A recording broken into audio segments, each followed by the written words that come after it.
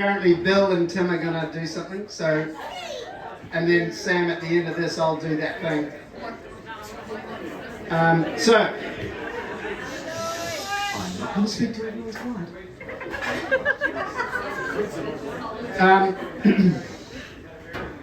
All the world's the stage and all the men and the women merely players. They have their exits and they have their entrances. And one man in his time plays many parts, his acts being 7 ages. Turning 60 means I am now officially in that 5th age, which means I'm in justice with a fair round belly and a good cap and limb, with eyes severe and a beard of formal cut, full of wise saws and modern instances, and so he plays his parts. If the last few years have taught me anything, it's that nothing is definite.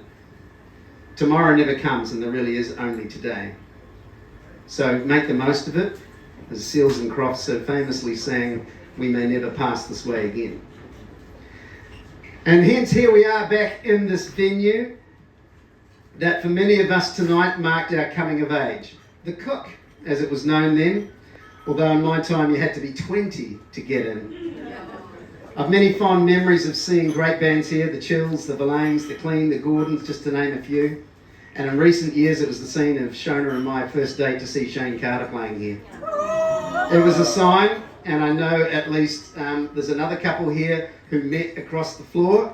I won't say who they are, Carmel and Dean. But the Cook is very special to a lot of people here, and we're lucky enough.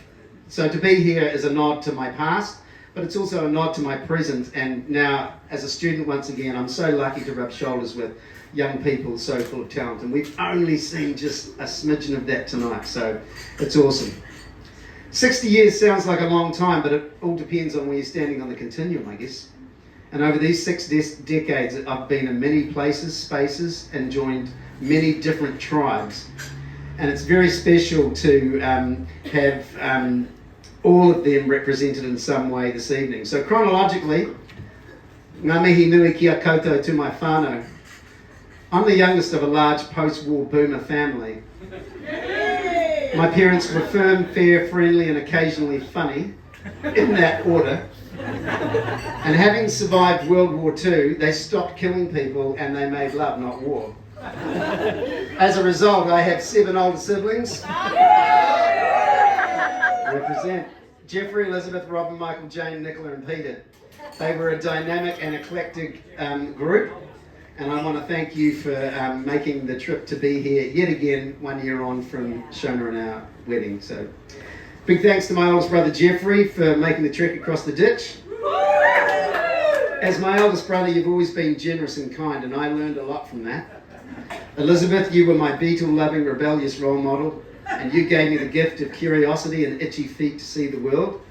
Robin, you taught me to be grateful for the small things, despite the haircuts. My brother Michael, who passed away, taught me a great deal about happiness, and losing him 2 years ago was both unexpected and deeply sad. Jane, you taught me about steadfast loyalty and strong family values. And Nick, you taught me how to care and go the extra mile for people. In recent years, my brother Peter has taught me the meaning of humanity. So to all my siblings, I say I love you and I thank you for all you've done. When I was 5, we moved from Winton to Invercargill. And for those of you who can't get that in their heads, that was the year that Neil Armstrong walked on the moon. Yeah, exactly, it happened. I was there. I'm thrilled to have 3 of my classmates from that day here this evening. Kerry Tremaine, Peter Morsink and Dominic Hassan. And they were part of a cohort that only disbanded around the time I was incarcerated for 2 years at boarding school. My parents had tired of me and my friends, so they emptied the nest one surprising Tuesday in January of 1980. To put that into a historical perspective, it was the day Trevor Chappell bowled the underarm ball to Brian McKenzie. Look it up, Gen Z. From the close controlled confines of boarding school, I fell into Teachers College in January of 1982. And I'm privileged to have present some 24 of those first years from that day. And tonight, this is part of a weekend where we've all been meeting up, and some of us for the very first time since last century, so it's very, very special. The highlight for me was finally making it into that first year photo, as I'd missed the original one in 1982 because I was still snoring in my bed at Arana Hall. I talked my way into college and I spent 3 years trying to stay there, despite my suspension from the university, my unreliable body clock, my poor academic efforts and some unsatisfactory teaching. I managed to graduate in 1984, and I'm so pleased Mark Metzger's here because they had a review board in those days, and I was there at the end of every year, and it was Mark's very kind words that allowed me to stay for my final year and graduate. So, thank you, Mark.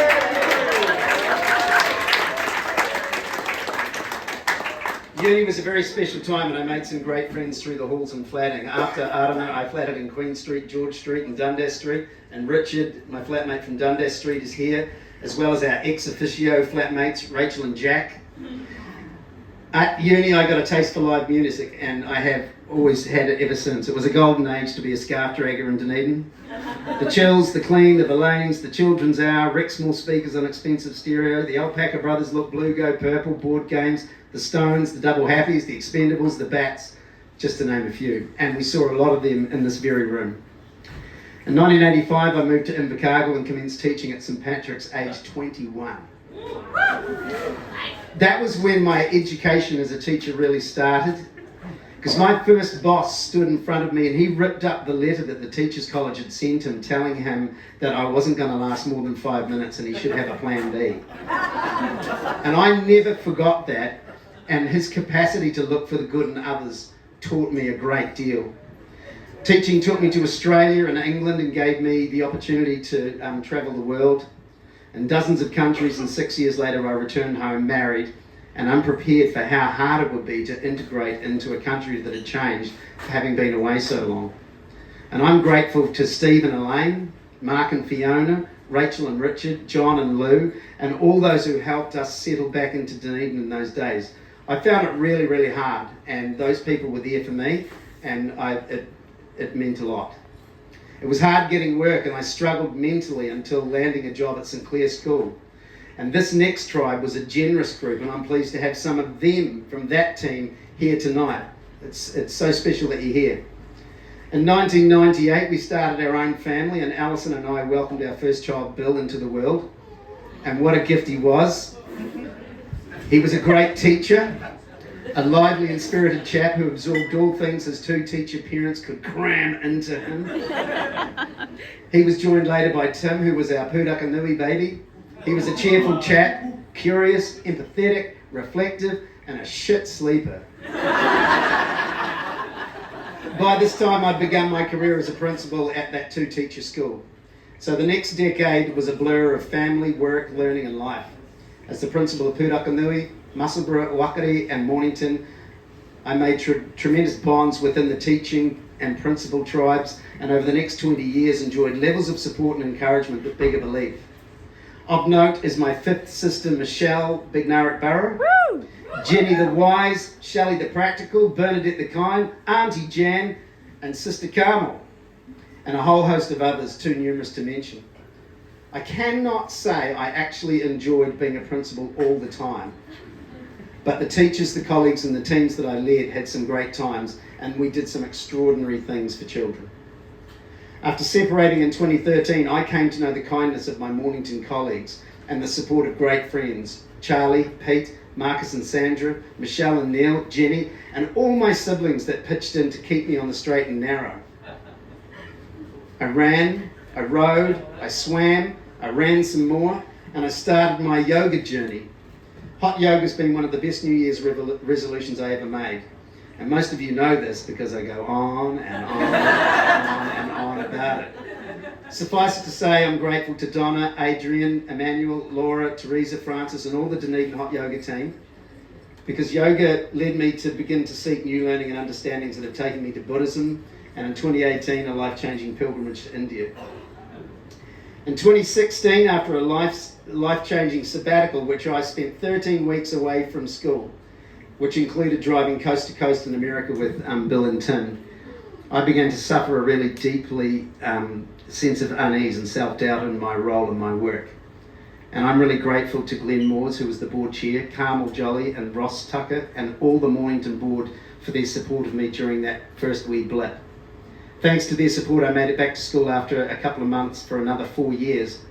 But I had begun to sense that I was losing the drive and the stamina required to lead a school. My internal compass was pointing true north, and my work life was 5 to 10 degrees off that. But in 2017, a ray of light broke through the clouds and I met my future wife. I had placed myself on Trade Me with a $1 no reserve and was taken on by Shona Squires, a law student recently arrived in Dunedin. And on our first night out, we came to the dive here to see Shane Carter. And the rest, as they say, is history. Shona changed my life for the better. They say your partner should bring out the best that you can be, and needless to say, I'm a work in progress. Shona, your love and support for me through all the changes we've experienced has been gracious, generous and loving. And it's so special that tonight we celebrate our first wedding anniversary. I love you and thank you for your patience, kindness and faith in me. And this new tribe came with the added bonus of two very unique humans in the form of Aria and Brooke.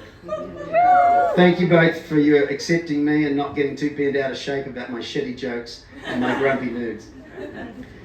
In 2021, I came out as a thespian.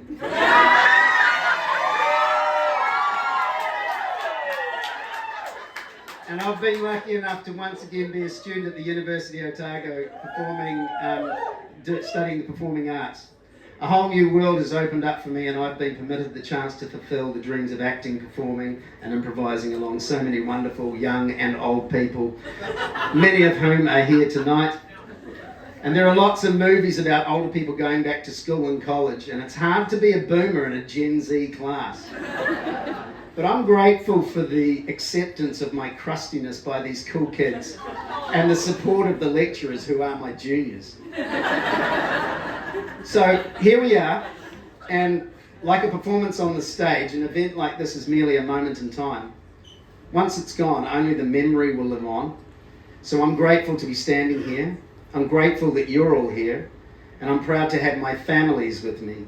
I'm a proud father of two good men, and a stepfather to two promising young people, a husband to a strong woman, a brother, a cousin, a friend, a fellow student, and a sometime actor. But mostly, I'm just a carbon-based life form, which, like you, is just a combination of random cells that for a time are constituted in this package. Whatever happens after this moment is a gift. Thank you all for the contribution you have made and do make and will make to my life and in the future. May you be well, may you be happy, may you live with ease, and now I would just like to say this.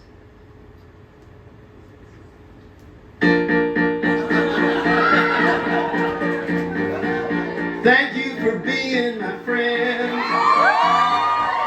Travel down the road and back again. Your heart is true, you're a pal and a confidant. I'm not ashamed to say, I hope it always will stay this way. My hat is off, won't you stand up and take a bow? And when I threw this party and invited everyone I knew, well, you would see you're the biggest gift to me. So it's not so hard to say thank you for being my friends. Thank you for being my friends. Thank you for being my friends. Thank you for being my friends.